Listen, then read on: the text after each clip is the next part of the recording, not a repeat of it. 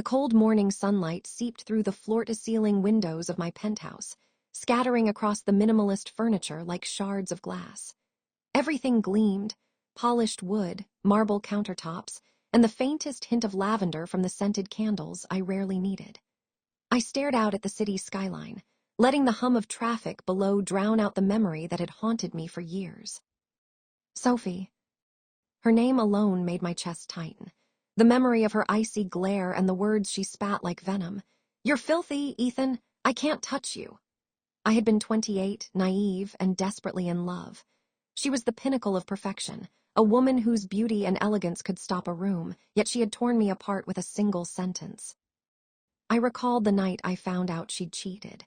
The revelation had come wrapped in the polite, emotionless voice of her friend, as if it were just another piece of news. "Ethan, Sophie isn't, well, she's seeing someone else." The world hadn't just crumbled, it had exploded. Now, years later, I'd built a life she couldn't touch. The luxury, the freedom, the love that I had once thought was forever out of reach, it was mine. And yet, sometimes, in the quiet moments between meetings and charity events, I felt the sting of what she had taken. But unlike before, I wasn't broken anymore. I poured myself a glass of whiskey, the amber liquid catching the sunlight, as if mocking the pain I'd endured. A knock came at the door. "Ethan, your schedule for today." My assistant's voice floated in, professional and polite. I barely glanced at it. "Leave it there," I said, voice calm, controlled. My mind wandered instead, to the winter night when Sophie's perfume still clung to the collar of my coat, to the way she had smiled at him, the man she had chosen over me. A chuckle escaped me, bitter yet tinged with something warmer. I've come too far to dwell in the past. Yet fate, it seemed, had a cruel sense of humor. I didn't see her at first, but when she appeared at the charity gala months later, everything froze. Sophie, draped in a crimson gown, the color of passion I had once thought belonged to me alone, scanned the room. Her eyes, ice-cold yet glimmering with something unreadable, found mine. My pulse didn't quicken. I didn't run. I just watched as she realized the man she had discarded was now untouchable. I was polished, confident, surrounded by people who genuinely admired me, not people who feared germs or whispered judgments behind closed doors. "Sophie," I said softly when she finally approached, her heels clicking against the marble floor like a countdown. "Ethan," her voice wavered, almost unrecognizable, a mix of hesitation and regret. I raised a brow, sipping my whiskey. "Years, and yet you still managed to surprise me." Her eyes flicked away, a small blush rising on her cheek. I didn't expect to see you like this." "Like this," I echoed, letting the faintest smirk curve my lips. "Do you mean happy or untouchable?" The air between us crackled with the tension of what had been and what could never be again. I could see it in her eyes, the realization that she had lost something she thought she could own forever. I turned back to the skyline, ignoring the sting of the past colliding with the present. "I've built a life you can't touch, Sophie. Maybe that's the hardest part for you to accept." Her lips parted, perhaps to speak, perhaps to apologize, but no words came. She simply stood there, trapped in a moment she had created for herself. And for the first time in years, I didn't feel the burn of betrayal. I felt the strength of survival and the quiet, unshakable satisfaction of finally being free. But deep down, a whisper of uncertainty lingered. Is it truly over, or is this only the beginning of a new game? The city lights flickered on below, reflecting in her wide, conflicted eyes. And I knew, without a doubt, that our story wasn't finished. The gala's chandeliers glittered like frozen stars, casting a warm glow on the marble floors. Laughter and the clinking of glasses filled the room, but I felt a strange, quiet settle around me as Sophie lingered nearby. She was a vision of elegance, every inch the woman I had loved and lost. But now, the warmth was gone from her smile. In its place was something sharper, a flicker of curiosity mixed with regret. I approached the bar, swirling the whiskey in my glass. The amber liquid caught the lights, a miniature reflection of the life I had painstakingly rebuilt. Sophie's gaze followed me, unrelenting. "You've changed," she said finally, her voice low enough that no one else could hear. I didn't look at her. We both have, I replied, my tone calm but deliberate. She stepped closer, and I could smell the faint hint of her perfume, the same one that had haunted me for years, delicate yet intoxicating. My stomach twisted, but I steadied myself. I was no longer the man who trembled at her judgment. I didn't realize how much, she admitted, almost a whisper. Her fingers nervously twisted the strap of her clutch, betraying the composure she tried so hard to maintain. You didn't realize how much, I asked, finally turning to meet her eyes. That I survived, that I thrived. Her lips parted, but no words came. She was struck dumb, and I had to admit it was satisfying. Not cruelly, but as a quiet reminder that life had moved on without her. I leaned against the bar, letting the weight of my presence anchor the moment. You called me dirty, I said softly, each word deliberate. And yet here I am, building a life you could never touch. Her eyes glistened, not with tears, but with something I couldn't quite name. Regret, longing, the faintest edge of panic. I didn't mean, she stammered, then stopped, as if realizing the words wouldn't matter anymore.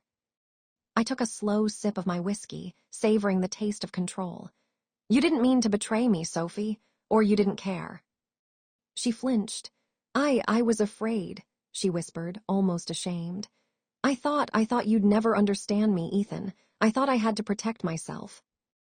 I laughed softly, a low sound that carried a mixture of amusement and sadness. Protect yourself by pushing me away, by throwing away what we had. Her shoulders sagged. I was scared. I didn't know how to. You didn't know how to love me, I finished for her, my voice gentle now. And that's okay, but don't expect me to forgive it overnight.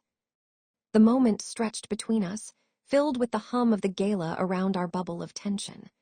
I saw the conflict in her eyes, the realization that she had lost a man who refused to be anyone's possession.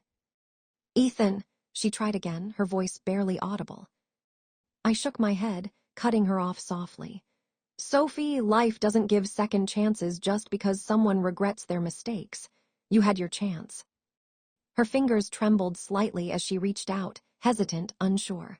I didn't move closer. I didn't step back. I simply let her hand hover in the air, a silent reminder of the barrier she had created. You're happy, she said finally, almost accusingly. I am, I confirmed, voice steady. With people who actually see me, Sophie, not someone who fears every imperfection. For a brief moment, I thought I saw her break, but then she straightened, her mask of icy composure returning. Maybe you still care, she murmured. I met her gaze, unwavering. I care about the man I used to be and the man I became. You were part of my past, but my future, that's mine alone. Her lips pressed into a thin line, and without another word, she turned and vanished into the crowd, leaving me alone with the city skyline and the whiskey in my hand. I let out a long breath, a mixture of relief and lingering tension. Sophie had shown up in my world again, but she couldn't touch it. She couldn't touch me.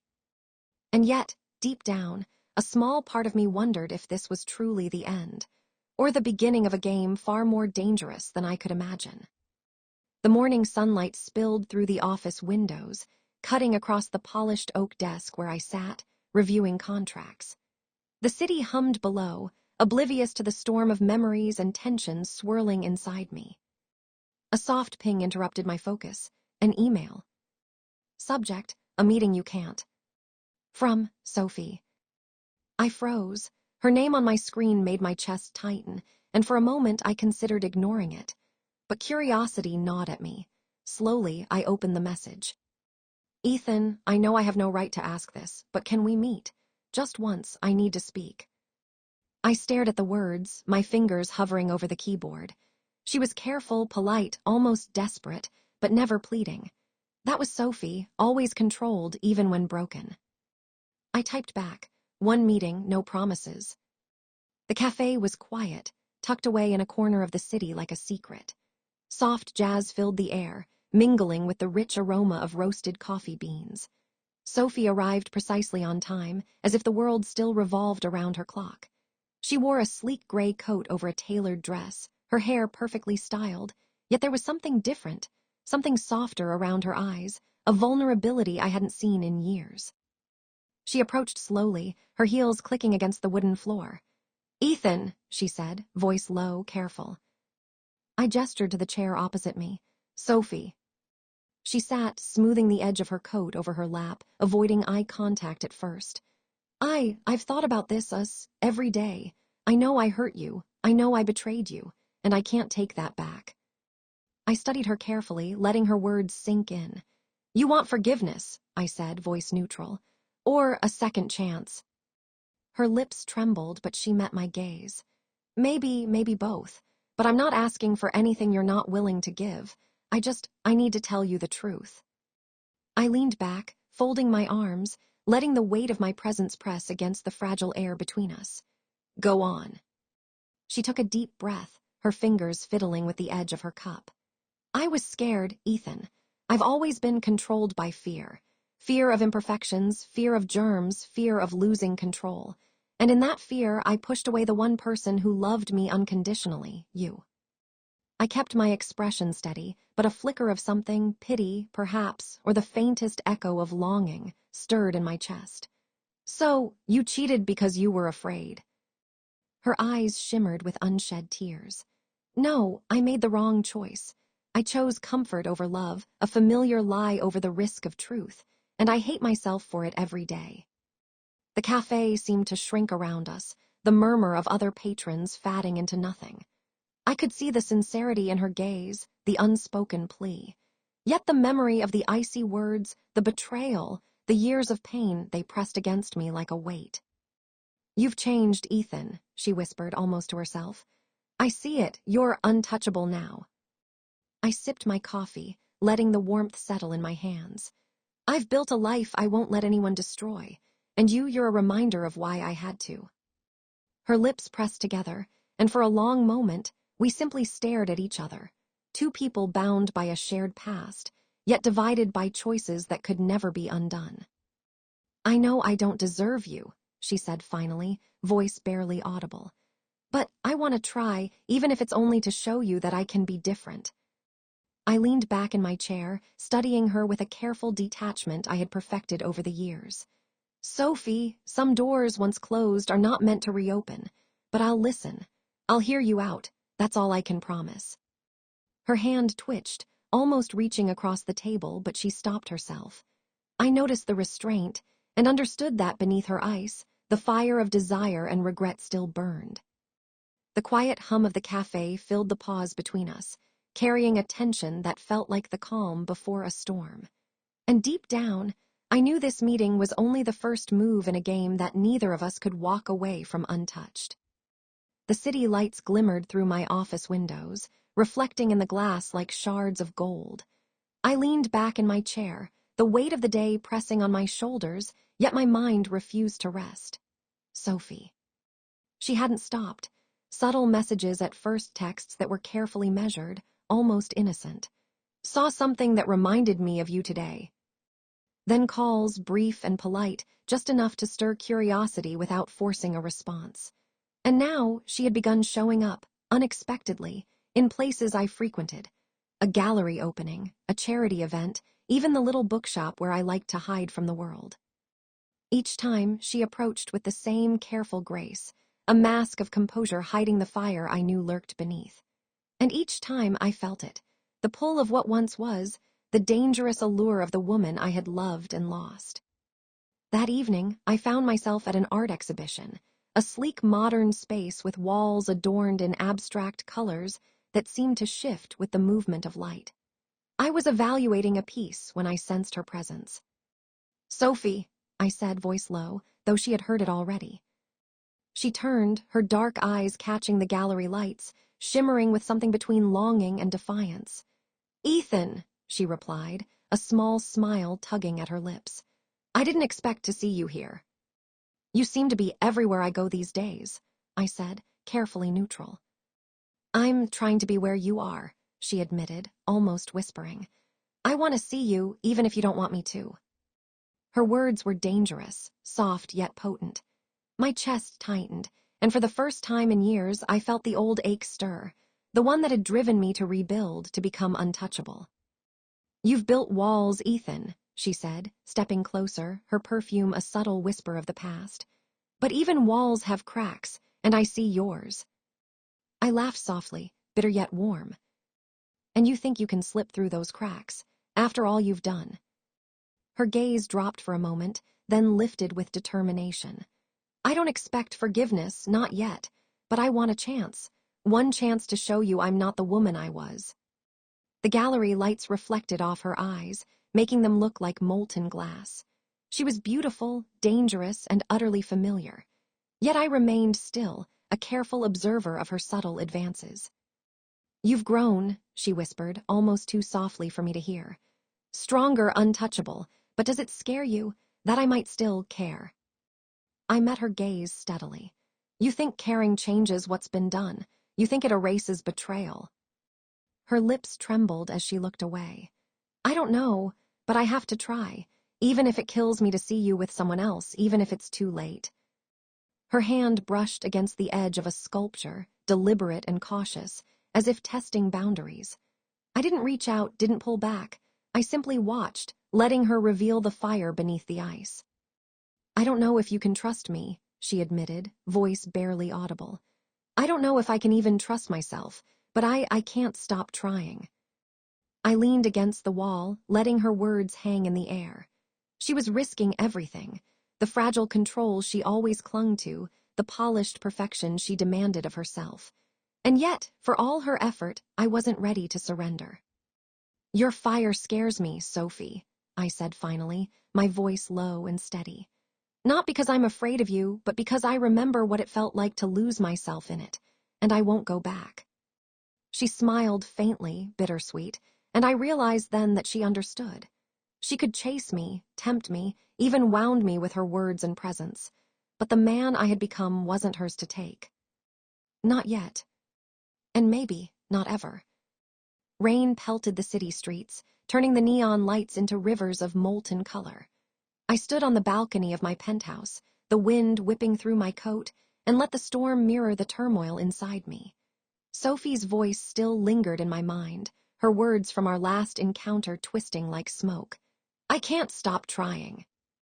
The door opened quietly behind me. "You're going to get soaked," she said softly. I didn't turn. I already knew it was her. I could hear the faint rhythm of her heels on the hardwood floor, the subtle scent of her perfume carried by the storm. "You shouldn't be here," I said finally, my voice calm but sharp. She stepped onto the balcony, close enough that I could feel the warmth radiating from her, despite the chill. "I had to see you, Ethan. One last time before I walk away or before I fight for you." I turned to face her, the storm reflecting in her dark eyes, vulnerable, desperate, and yet impossibly strong. "Sophie, you've pushed me, chased me, tested me, but this isn't a game, not anymore." "I know," she whispered, taking a cautious step closer. "I don't expect you to forgive me. I don't even know if you can, but I can't let go, not without showing you that I've changed." I studied her face, the sharp cheekbones softened by the rain, the glimmer of tears threatening to spill, the tension in her jaw that spoke of years of restraint. And in that moment, I realized something. Beneath her ice, the fire had never truly died. "I've built a life, Sophie," I said, my voice low, almost a growl. "A life I won't let anyone destroy. You're here, standing in it, and yet I can't let myself forget what you did." Her hand brushed against mine, a fleeting, almost accidental touch, but it sent a spark up my arm. "I'm not asking you to forget," she said, voice trembling. "I'm asking you to see me, really see me, for who I am now, not who I was."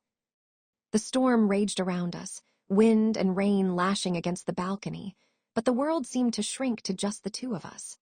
Her eyes locked onto mine, fierce and vulnerable, and for the first time in years, I felt the pull. The old ache of desire, of love, of betrayal mingled into one intoxicating force. "You don't understand," I said, shaking my head, though my heart betrayed me. "You hurt me, Sophie, deeply, and even now part of me wants to pull away to protect myself from being broken again." She took another step closer, so close that I could feel the warmth of her breath.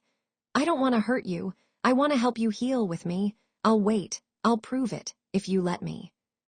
Her eyes glimmered with a mix of hope and fear. I felt the tension crackling between us like lightning in the storm, and something inside me shifted. The man I had become, the one untouchable, polished, safe, recognized the truth. My heart had never truly let go of her. I reached out slowly, my hand hovering near hers. She didn't flinch. She didn't pull back. The rain soaked us both, but we didn't care. "I can't promise it'll be easy," I said, voice low, almost a whisper. "I can't promise I'll trust you immediately or that the past won't hurt, but—" I paused, letting the words hang in the storm-swept air. "I can promise I'll try." Her lips curved into a tentative smile, wet strands of hair clinging to her face. "That's all I need, Ethan. Just try." And in that moment, with the rain pouring down, the city glowing below, and the storm raging around us, we both realized. The past had shaped us, scarred us, and tested us, but it didn't have to define our future. I took her hand, finally letting the warmth of her presence mingle with the strength I had forged. The storm roared around us, yet in that moment, nothing existed except the fragile, fierce possibility of us, together, finally, on the edge of forever.